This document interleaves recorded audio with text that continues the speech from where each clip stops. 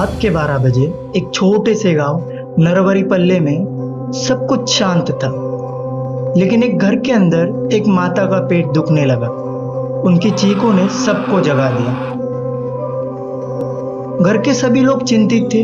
दादी माँ ने अपनी पुरानी घड़ियाल की तरफ देख के बोला, ये समय कुछ खास है। आज एक विशेष बच्चे का इस दुनिया में आने का समय हो चुका है। और फिर चांदनी रात में एक नन्हा चांद जन्मा। परिवार ने उसका नाम रखा चंद्र बाबू। चंद्र बाबू का बचपन गांव की मिट्टी में और संस्कारों के बीच बीता।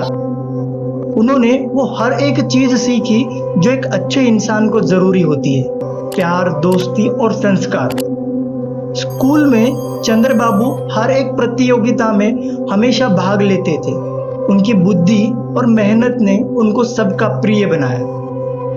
गांव की चोटी से खड़े होकर उन्होंने एक सपना देखा था, नए भारत का, जहां सबको उनका हक मिले। और ये सपना हालांकि आगे जाके पूरा भी होने वाला था। 1978 में तिरुपति से श्री वेंकटेश्वरा यूनिवर्सिटी से उन्होंने अपना ग्रेजुएशन कंप्लीट किया। चंद्रबाबू नायडू ने उनका राजनीतिक करियर इंडियन यूथ कांग्रेस के साथ शुरू किया था। उनके प्रभावशाली व्यक्तिमत्व और उनके व्यक्तियों के सहारे, यानी उनके जो 7 लोग थे, उनके सहारों से 1978 में ही उनको उनकी असेंबली सीट मिल चुकी थी। यानी वो इलेक्शन के लिए कंटेस्ट किए जाने वाले थे। 1978 में ही उन्होंने चंद्रगिरी से खुद असेंबली सीट जीत के खुद का एक नाम का परचम लहराया। वो खुद को और सारे लोग उनको कांग्रेस का एक प्रमुख नेता मानने लग गए थे। और इसी से यही जीत ने उनके नाम में राजनीति का एक बड़ा परचम स्टार्ट हो चुका था। इसी जीत के साथ उनको एक मिनिस्ट्री दी गई थी, सिनेमेटोग्राफी मिनिस्ट्री।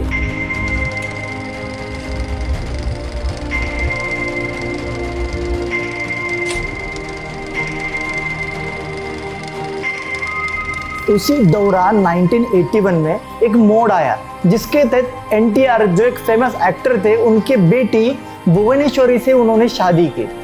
और ये शादी 2 गठों का संबंध ना बल्कि पूरे आंध्र प्रदेश की राजनीति में एक उगम पाने वाला था, क्योंकि ये 2 बड़े हस्ती एक दूसरे को एक घरगुती संबंध उससे बढ़िया समझकर वो एक राजनीतिक संबंध के रूप में भी बदलने वाला था। बट इसी दौरान कांग्रेस के अंदर एक यंग लीडर चंद्रबाबू नायडू अपनी पहचान बनाने में लगे हुए थे। बट 1983 की इलेक्शन में उनको एक गहरा सदमा लगा। वो इलेक्शन के अंदर लॉस्ट कर गए और टीडीपी के ही कैंडिडेट के आगे वो खड़े हुए थे और टीडीपी के कैंडिडेट ने बहुत मत से जीत लिया और चंद्रबाबू नायडू हार चुके थे। इस घटना के कारण उन्होंने कांग्रेस से इस्तीफा देके टीडीपी ज्वाइन करने का एक बहुत बड़ा फैसला लिया।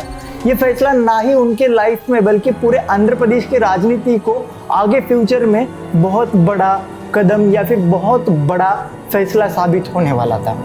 1984 आता है और एनटीआर की सरकार को डिसमिस किया जाता है, क्योंकि उनके ही पार्टी के एक मेंबर भास्कर राव, इन्होंने उनके खिलाफ सक्सेसिव कोप किया था, जिसके कारण ये सत्ता से बाहर हो जाते हैं। बट ये होने के बाद सारा का सारा जिम्मा चंद्रबाबू नायडू के ऊपर आया।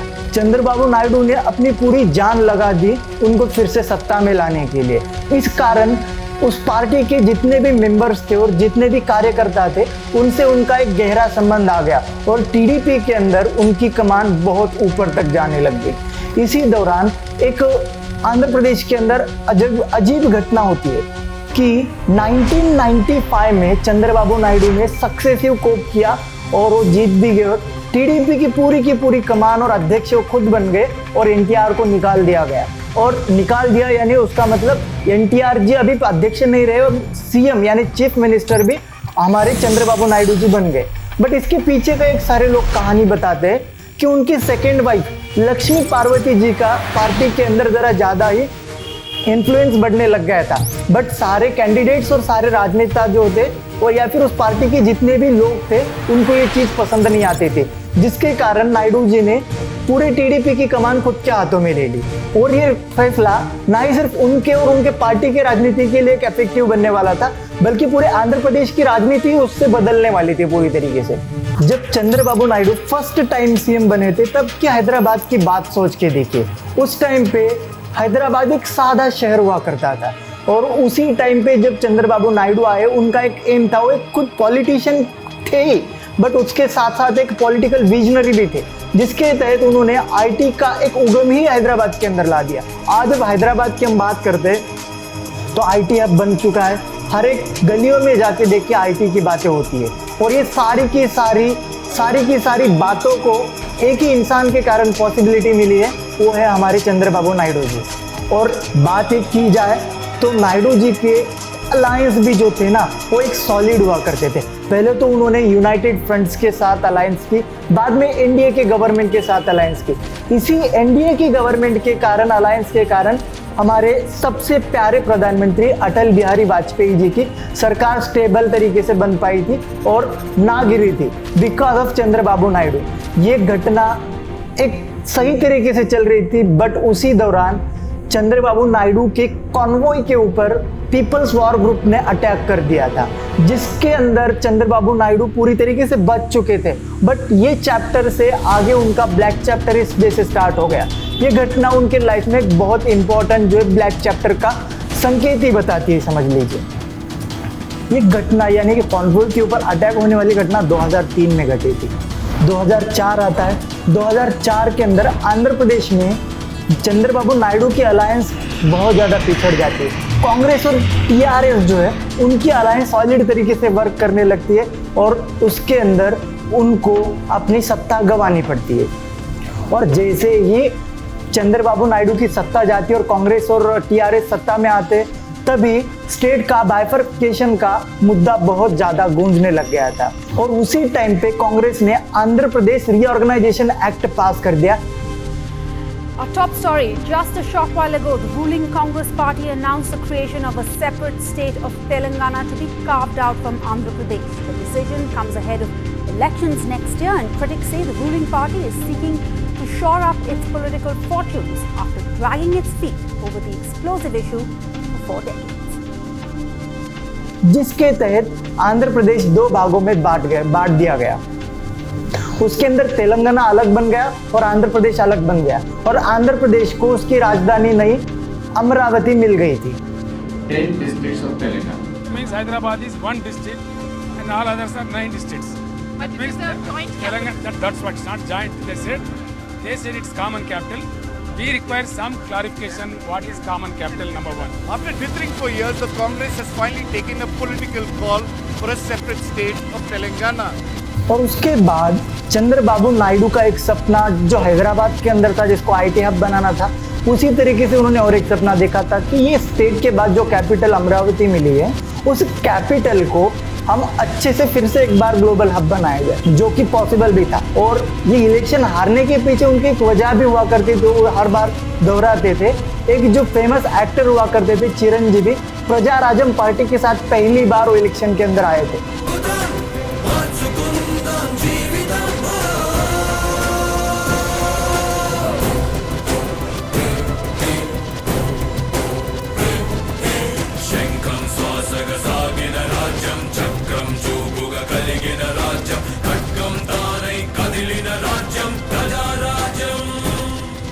और उनका कहना था कि मेरे जितने भी वोट्स या फिर मेरे सपोर्टर्स हैं, वो बीच में बट गए थे, जिसके कारण कांग्रेस और टीआरएस को इस चीज़ का बहुत ज़्यादा फायदा हुआ।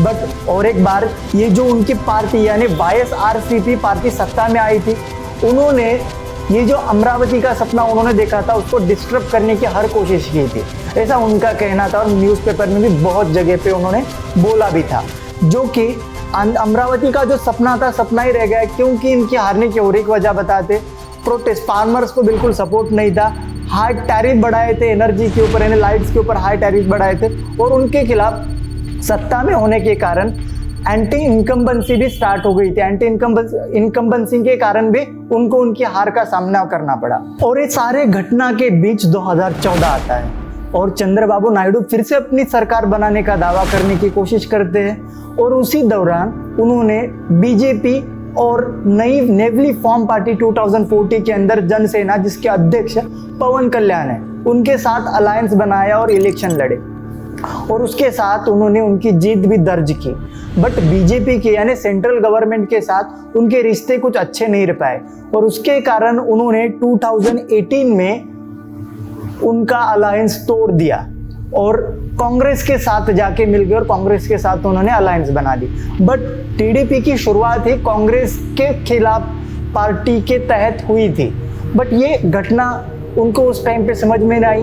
बट 2014 में तो ये घटना हुई। 2019 जैसे ही आता है, एक इलेक्शन आ जाता है। इलेक्शन के अंदर टीडीपी को एक बुरी तरीके से हार का सामना करना पड़ा। ఏపీ ఎన్నికల్లో వైసీపీ ప్రభంజనానికి టీడీపీ తుడిచిపెట్టుకుపోయింది. కానీ విని ఎరుగని రీతిలో 150కి పైగా స్థానాల్లో విజయబావుట ఎగరేసింది. ఫ్యాన్ గాలి బలంగా వీయడంతో మంత్రులు సైతం ఓటమి నుంచి తప్పించుకోలేకపోయారు.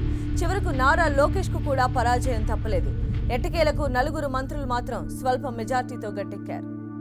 और वाईएसआर कांग्रेस जो है सत्ता में आ जाती है। वाईएसआर कांग्रेस के प्रेसिडेंट जगन मोहन रेड्डी, उन्होंने जैसे ही सत्ता में आए पहला काम किया कि अमरावती कैपिटल को 2 कैपिटल्स के अंदर डिवाइड किया। विशाखापट्टनम और कर्नूल के अंदर उन्होंने अपनी कैपिटल को डिवाइड कर दिया गया और ये अमरावती को आईटी हब बनाने का सपना जो था वो सपना ही रह गया। और वो उनके सत्ता में बीजेपी के साथ आने वक्त भी करने का बहुत प्रयास कर रहे थे। बट उनको और अलग अलग तरीके से प्रॉब्लम आ रही थी। अपोजिशन पार्टी का विरोध, लैंड एक्वाइजेशन, ये सारे प्रॉब्लम्स आ रहे थे। बट जैसे उन्होंने उनका अलायंस बीजेपी और नेचुरल अलायंस के साथ से तोड़ दिया और उनका मेन एम जो था कि कांग्रेस को हमें हराना है, कांग्रेस के विरोध उन्होंने टीडीपी की शुरुआत की थी। बट ये सारे प्लान्स फेल हो गए और 2019 में टीडीपी को यानी चंद्रबाबू नायडू को एक बहुत बुरी तरीके से सुनामी के जैसे हार का सामना करना पड़ा। 2023 आता है और 2023 के अंदर एक ड्रामेटिक घटना होती है। चंद्रबाबू नायडू को एक केस के तहत अरेस्ट किया जाता है। इस वक्त की एक बड़ी खबर आपको बता दें, चंद्रबाबू नायडू से जुड़ी हुई ये खबर है। जो जानकारी हमें मिल रही है उसके मुताबिक चंद्रबाबू नायडू की गिरफ्तारी हो चुकी है। सीआईडी ने चंद्रबाबू नायडू को गिरफ्तार किया है और ये बड़ी खबर, बड़ी जानकारी हम आपको दे रहे हैं। और इसके कारण ये न्यूज पूरे स्टेट में फैलने लग गई थी।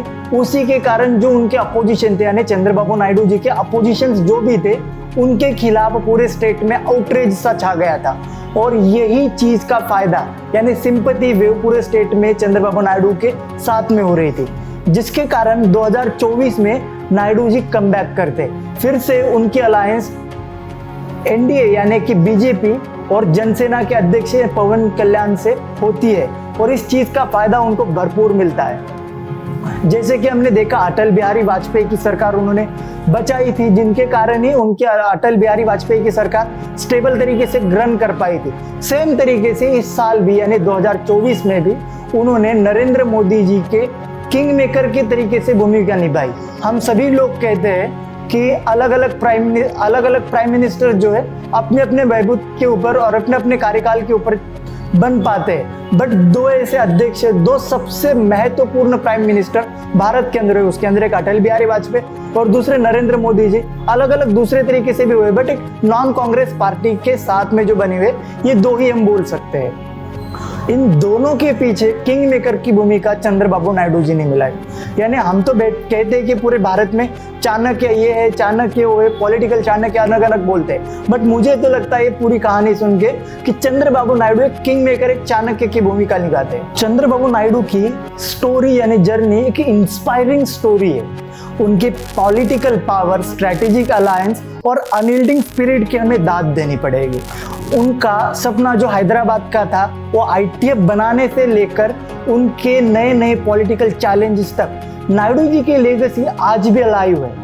उनकी कहानी सिर्फ पावर स्ट्रगल की नहीं है बल्कि उनकी कहानी एक स्टेट को बाइफरफिकेशन के बाद एक प्रॉपर स्टेट बनाने की है और उनके स्टेट को फ्यूचर के बल्कि शेप देने की भी है। तो मिलते हैं दोस्तों अगले वीडियो के साथ, अलग पॉइंट, अलग टॉपिक, अलग पॉलिटिशियंस के बारे में। तो मिलते हैं, बाय, जय हिंद, जय Maharashtra. Chinky speaks of quality, creativity and all that's key. For facts and tales that set you free, subscribe now, it's where you need to be.